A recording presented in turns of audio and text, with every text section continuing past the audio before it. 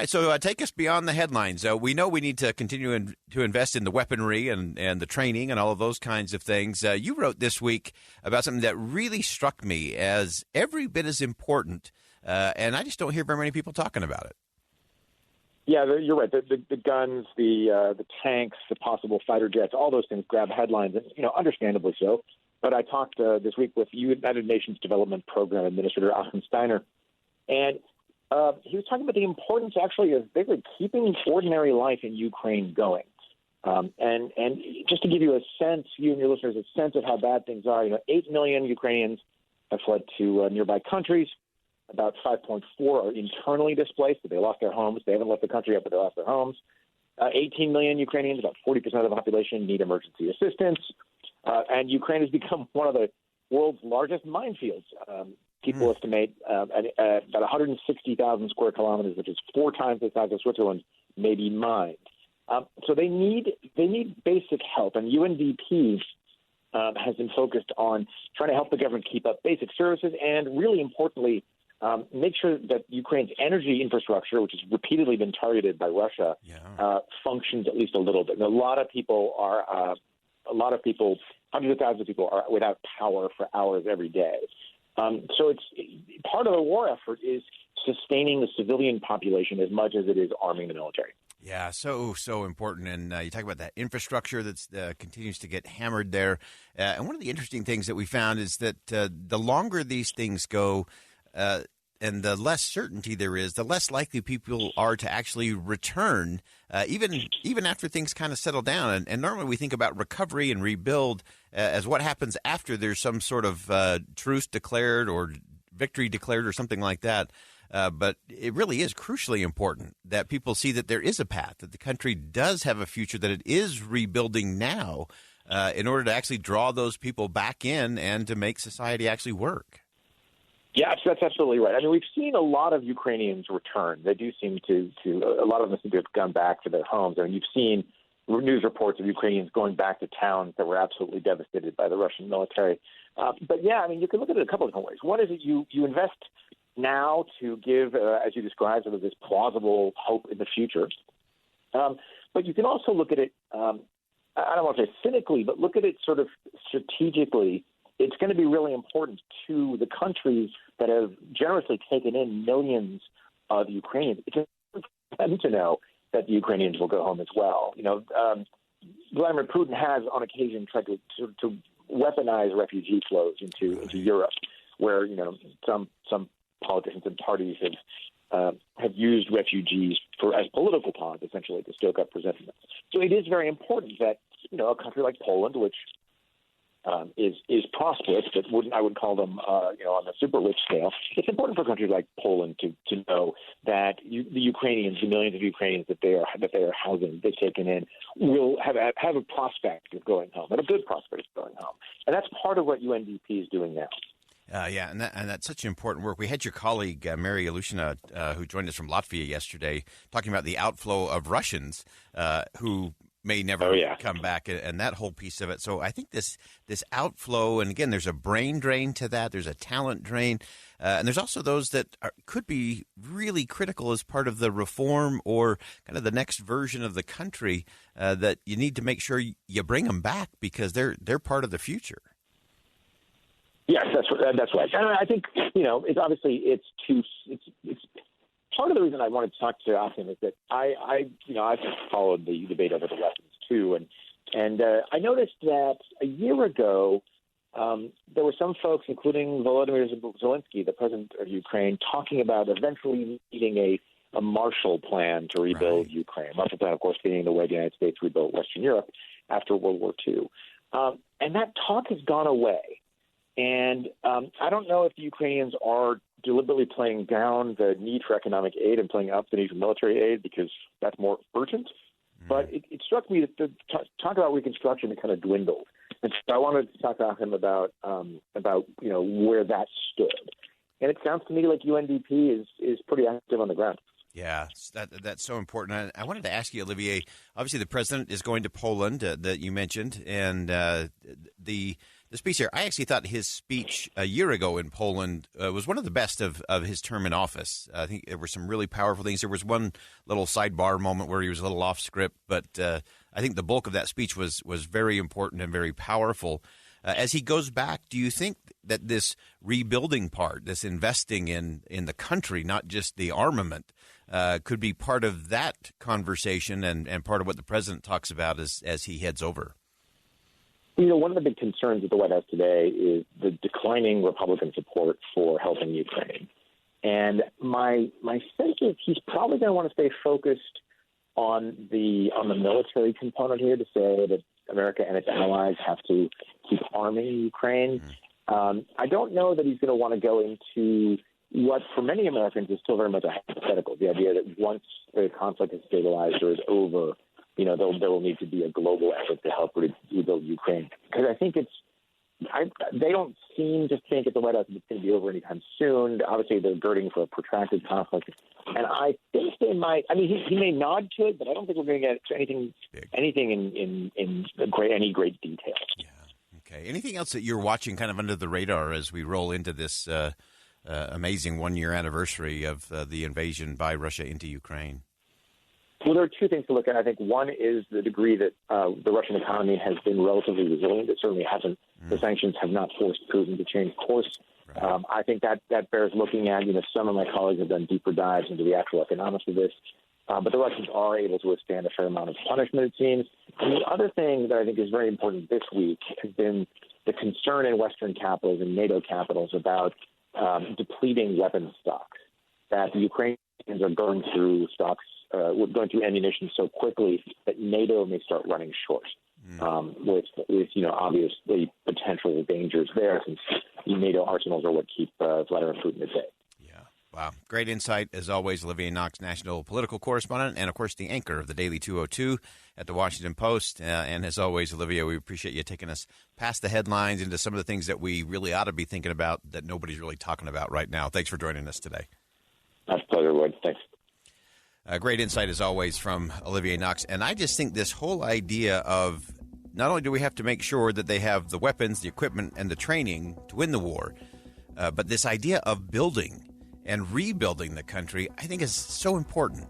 I think it's one of the most significant things that Abraham Lincoln did in the midst of the Civil War, was that the work on the Capitol Dome would continue as a message to the world that this isn't the beginning of the end, it's just the end of the beginning, and that the Republic was ready to roll on.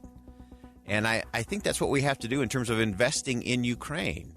Obviously, there's all kinds of aid and support that's needed there, but you have to have a place for so many of those who have fled. 8 million have fled. They have to have somewhere to come back to, and an economy and a society to embrace and engage in.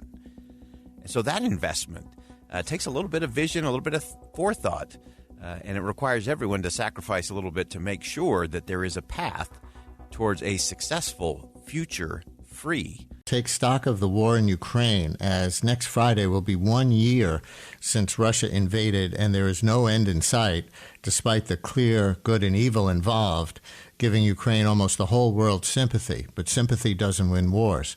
We will do this 1 year taking stock in two discrete segments. Tomorrow on the military state of the war with Fred Kaplan from Slate.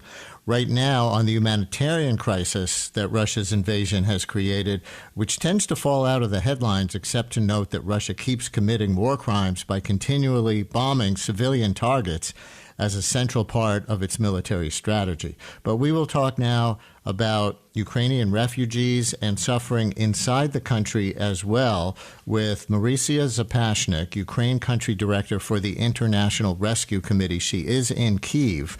The IRC, just for background, known mostly for its work with refugees, was founded by Albert Einstein in 1933, is now headed by former British Foreign Secretary David Miliband, who comes on the show from time to time.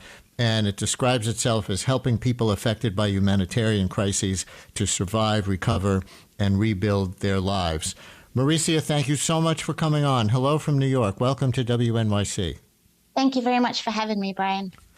And I'll be honest, Mauricia, I expected to see your literature focusing on Ukrainian refugees because refugees is what we talk to your president, David Miliband, on the show about frequently. But it looks to me like the humanitarian crisis you're working against might be more about the Ukrainians still in Ukraine. How much would you say that's the case? Well, we're working here in Ukraine since March, Brian. We have 5 offices currently in the country. We're focusing most of our efforts, our humanitarian efforts, in the east and southeast of the country, where currently the fighting is the heaviest and where the humanitarian needs are the greatest. And I'm very happy to tell you more about that in the course of today's show. But yes, you're absolutely right. We are also working with refugees in Poland and in Moldova, and then also in other parts of Europe and in America. So let's talk more about inside the country first. You identify in the literature that you sent us 4 main ways that you're helping people inside the country: cash, provisions for winter, health and medicine, and physical protection. Can you talk about provisions for winter first? How much is the war depriving people of heat in their homes or other ways of keeping warm? Yes, so there's been a lot of damage to civilian infrastructure. So sort of since October last year, the war in Ukraine significantly escalated with systematic and repeated attacks targeting water, electricity, and gas supply systems. And this means that there are millions of people who are living without any or with limited access to power, gas, that's gas for heating, gas for cooking, any source of heating for their homes, water supply, and electricity. Can I just linger on that for a second? Did you say millions of people living without power and those other things you just mentioned? Yes. So there are regular missile attacks throughout the country, and it's impossible to be able to anticipate where the next missile attack. It can happen anywhere at any time. And currently, the attacks are being focused on civilian infrastructure that is providing power, water, electricity, heating to the civilian population. So after such an attack, there are very often power blackouts in large parts of the country, while the local authorities try desperately hard to patch up the electricity supply and to fix the damage that has been caused in the explosions. Now, listeners... However... Oh, go ahead. Yes, finish the thought. I'm sorry. Go ahead. Yes, I just did want to say that the damage to infrastructure is really most widespread. They're in the east and southeast of the country. And that's where essential services are extremely limited or lacking, and where the power blackouts last longer, and where people really have been living for in some cases days, some cases weeks, and in other cases months without power, gas, electricity, water, and heating. And your website mentions delivering 15,000 quilts, 15,000 sleeping bags, 1,000 heaters, emergency fuel stoves and other heating equipment, and also emergency window and roof repairs. So just an indication of what's going on inside Ukraine in the middle of February. Now, listeners, help us report this story. If you are Ukrainian or have any ties to Ukraine or to Ukrainian refugees. Our last segment, we asked for people with ties to South Carolina. Now it's people with ties to Ukraine or Ukrainian refugees. We welcome your phone calls and tweets. Help us report the story of the state of the humanitarian crisis the war has spawned before we go on in tomorrow's show to the state of the military battle. I want to go on to the category of aid that you call protection. We might think of that as what the Ukrainian military's job is, protecting the population from Russian attacks. What does the International Rescue Committee mean by the protection that you can provide? So the protection we're providing is split into sort of 3 categories. We're working a lot with children. And we're providing children with psychological support. Many children are now, parents and children are reporting problems with sleeping, concentration, socializing. It's months upon months of stress, anxiety, trauma, and it's having a devastating impact on the lives of children. We have opened safe healing and learning spaces where children can socialize with other children, and they can have specialized technical support to help them cope with really quite distressing things that they're living through in their early lives. We're also providing women with protection. Again, we're providing women and mothers with psychosocial support. It's a huge strain. The war is having a huge strain on women. The constant need to be mentally strong, to look after family members, to take on employment that perhaps wasn't their role in the past, and to look after children who are no longer attending school. Most of the schools in Ukraine are now online, which means that children stay at home. And I've seen really, every time I go down into the public shelter when there's another air raid alarm, I see mothers trying to stay as positive as they can and to make being in the shelter a fun experience for children. All of this is having a huge strain on the mental health and well-being of many of the women that we're working with.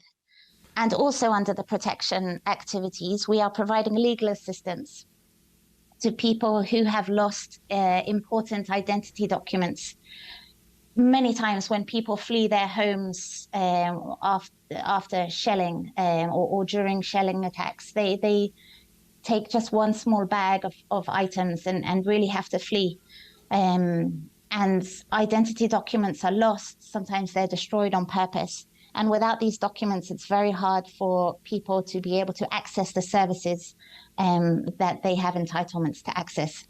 So 3 ways we're helping: child protection, women protection, and also providing legal assistance. That's a lot and very clear. Thank you for all that. By the way, listeners, if you're hearing what seems like a little delay between when I speak and when she speaks, and then when she speaks and I speak, there is a little delay on the line with this connection all the way to Kyiv with Mauricia Zapashnik, Ukraine Country Director for the International Rescue Committee.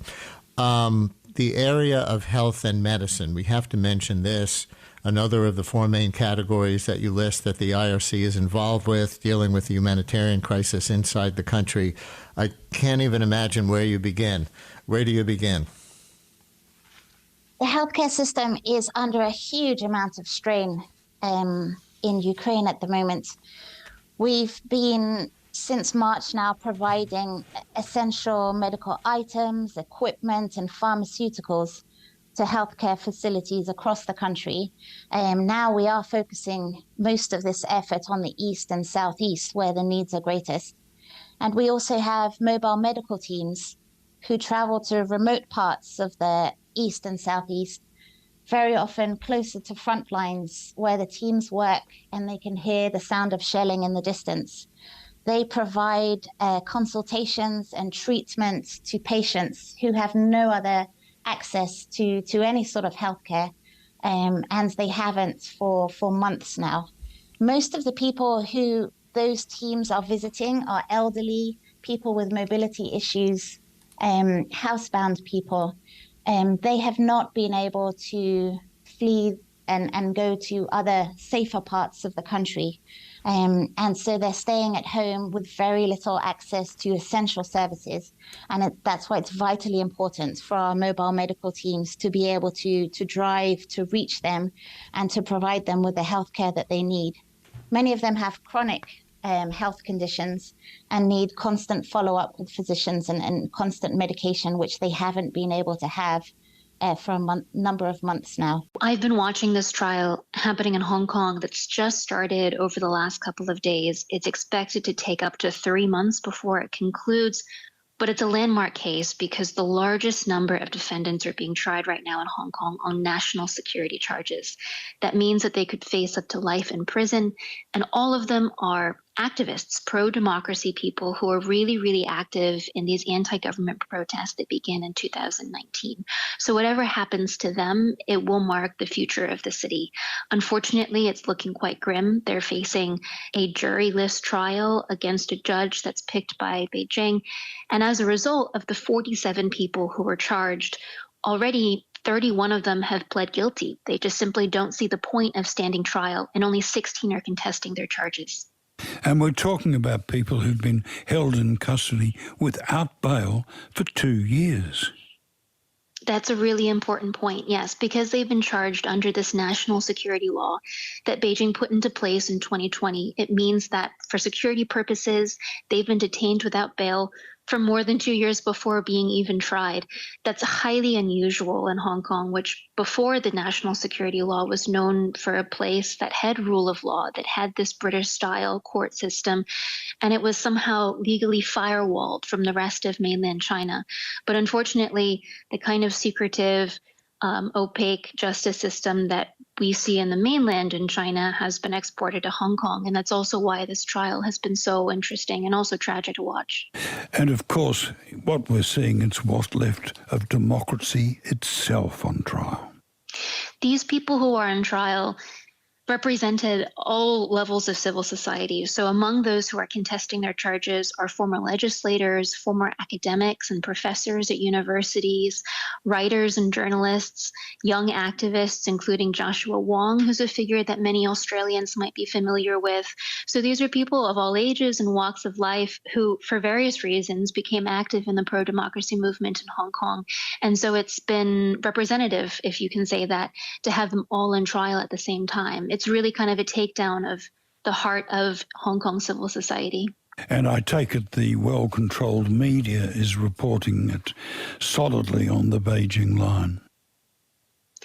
Well, Hong Kong still has a quite thriving journalism scene. They were known for being an incredibly combative local press corps, and the spirit of that remains, despite the fact that some of the largest independent media outlets have already been closed because their editors and publishers have been arrested, some of them under the same national security law that these activists are now facing this month. But that being said, there are still lots of Hong Kong reporters who are going to the trial, waiting outside, trying to send messages of support to the defendants and covering the trial when it convenes. Of course, people are not they're not allowed into the courtroom. This is a closed trial, so there's limited information about what they can get. But I have to give the Hong Kong reporters credit. They're still trying to do their jobs, even though they've been severely constrained. Let's now move to the balloon saga. We know the US response all too well. How is Beijing playing it? Very cautiously, and I think this might surprise some listeners who have been reading only headlines about Beijing's response.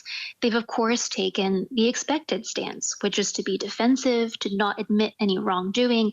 And then in the last couple of days this week, they've hit back with their own allegations that the U.S. has flown its own surveillance balloons into Chinese airspace without Beijing's permission. The U.S. has resolutely denied this. However, I think China has actually been quite cautious, relatively speaking, in how it's reacted.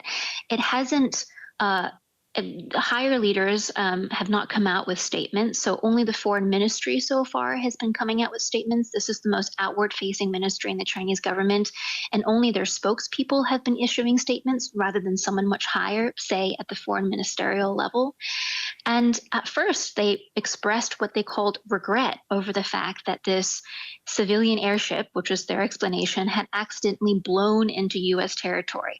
Now, there are U.S. media reports that suggest the U.S. military was tracking this surveillance balloon as soon as it left its home base on a tropical island off the eastern coast of China, and that it seemed to have accidentally blown into U.S. territory. So perhaps the Chinese story about it being there, not on purpose, could be true. So China has actually, I think, been relatively measured in how it's responded.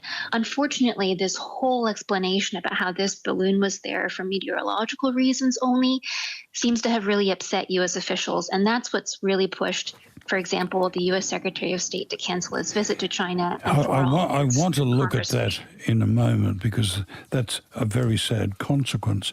But I understand that on Monday, a Chinese foreign ministry spokesperson said that U.S. balloons made more than 10 illegal incursions into Chinese airspace last year. Right. And it's interesting, I just mentioned that. Why is that coming up now, though? If this has happened since January 2022, as the Chinese Foreign Ministry claims, why is China bringing that up now? And of course, this is an escalation, but I think it's to be expected. China needs to cater to its domestic audience. It cannot be seen to be admitting defeat or to make an outright apology to the U.S. At the same time, as I mentioned before, China's been really, really careful not to escalate this too quickly. But at the same time, there's been no off-ramp, so neither country has given each other an olive branch where they can de-escalate the situation. I'm talking to NPR's Emily Feng. Now, as you've already pointed out, the timing's terrible because Antony Blinken was on his way to China effectively and things were looking up for the relationship. Right. There was this momentum. The leaders of the two countries had met in Indonesia the November before. They wanted to bring what they were calling the G20 spirit of détente, perhaps, and actually get Blinken into Beijing, admittedly for a really short visit, though the two countries never officially confirmed that trip was going to happen. And then, ironically, at the moment where the two countries might have built up some kind of ceasefire in the diplomatic relationship, you get this balloon that blows everything up. And now we're, I think, worse off than we were before. So the first high-level visit from a top U.S. official in more than 5 years cancelled. Any hint that it could be rescheduled, Emily? No, and it's not clear that China is ready to do what it might take for the U.S. to reschedule that visit. And so this is what I mean by no side offering each other an off-ramp, an excuse to, in good faith, reschedule this visit. And that's really unfortunate. Meanwhile, there's dangerous talk, in a sense, of House Speaker Kevin visiting Taiwan, which, if it happens, will only add to tensions. Yes, Kevin. Well, now that there have been reports that Kevin McCarthy might come to Taiwan, where I am now, the count is on for Beijing and the U.S. to somehow reschedule a diplomatic visit before a congressional visit. And the reason why that's important is because you'd really like to lower the temperature in the room between these two countries before the Speaker of the House comes to Taiwan, as he very likely is. China is likely going to throw another diplomatic tantrum. It's going to put military exercises around the island in Taiwan again. And so it's really good to have at least diplomatic talks to set some guardrails in the relationship before China has to throw this kind of scheduled fit again. Now, speaking of Taiwan, that's where you are at the moment. What's been the reaction to the unfolding saga there? Well, Taiwan has been following this balloon saga closely because various officials have said they've seen similar balloons flying over Taiwan in the last couple of years as well. Now, the Taiwanese military has come out and said very clearly that they've seen balloons, but they're not surveillance balloons. They're coming from China, but they think they were only here for weather research. They said they did not disclose their knowledge of these Chinese balloons at the time because they didn't want to send the Taiwanese public into a panic. People are really skeptical here, and of course, they're really on edge because they're much closer to China than the U.S. is, and they're on the front lines of any kind of Chinese military aggression. Now, the COVID wave is breaking, I guess, and China has announced it's reopening after 3 long years. How's it going? It was astonishing how fast COVID ripped through the country. It very much appears that the first initial wave that infected basically 80-90%, according to some public health estimates of the country, passed by mid-January, which means that COVID spread through most of this country of nearly 1.4 billion people in about a month and a half. Now, of course, that had disastrous consequences. More people than necessary died because hospitals were completely overwhelmed. The majority of those dead are people above the age of 80. It's a massive tragedy. At the same time, they've built up a lot of public immunity, and so it might be a long while before we see another second peak. That means they've bought themselves some time to recover their economy, which was just absolutely decimated at a local level because of nearly 3 years of COVID restrictions. And well, we've lost But we also know that last month, for the first time in nearly 6 decades,